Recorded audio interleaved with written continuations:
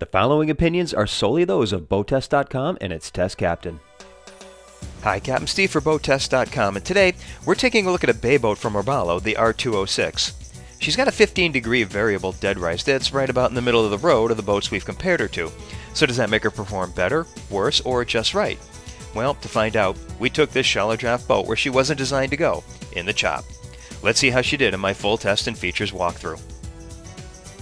Shallow draft bay boats are designed to run in calm, shallow water and for tucking into little hidey holes where other boats simply cannot reach. That typically does not make a boat that crosses over to any offshore conditions, but this 206 is without a doubt the exception to the rule.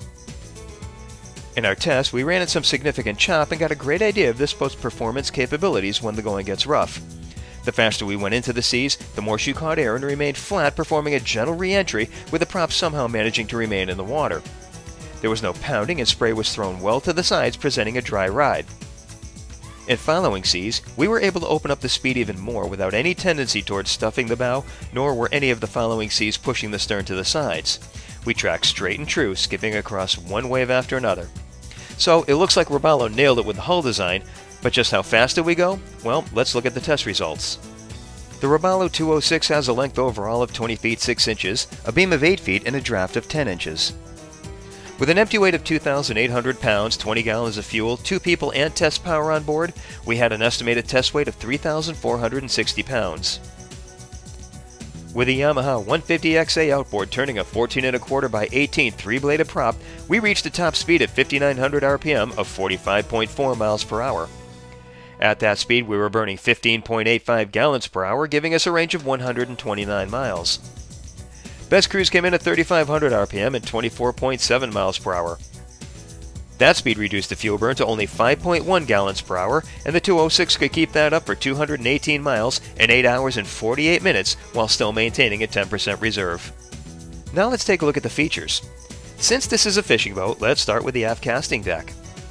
There's the usual walk-around capability at this elevated platform. Pull-up cleats eliminate tripping hazards and snags, and a diamond-patterned non-skid is everywhere. In the center is a 15-gallon live well, colored blue, and the edges are rounded, all to reduce the shock effect on the live bait.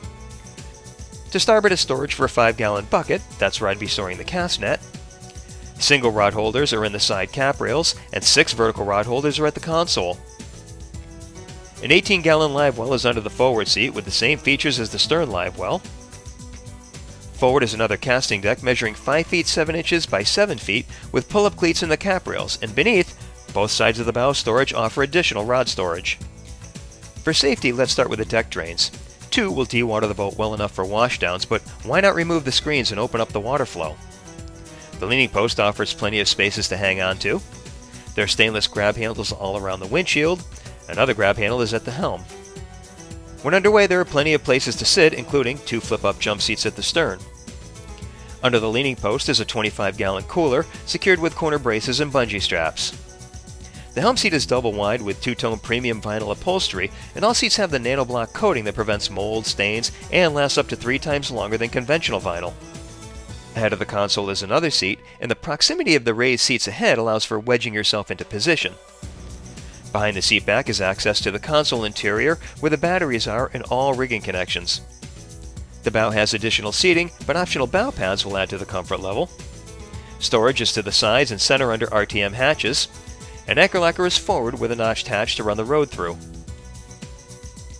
The helm has the wheel in the center, so the captain moves over if anyone else is to share this position. The compass has 2 recessed areas for putting stuff, and both have padding and are self-draining. The one to port has a 12-volt supply. We had the Yamaha command link gauges, eliminating the panel clutter and leaving plenty of room for the optional Garmin 705 GPS with depth finder. Toggle switches to either side are lighted when in use. The wheel is mounted to a tilt base and the controls are mounted almost vertically. Underneath is a covered storage compartment that also houses the battery switch. I'd like to see that lockable. To the right is an open cubby that could house a VHF. All said, this Robalo 206 is not only an efficient bay fishing boat, but I would have no hesitation taking her across open water on the way to those skinny water fishing spots. And that's my test and features walkthrough. For BoatTEST.com, I'm Captain Steve. We'll see you on the water.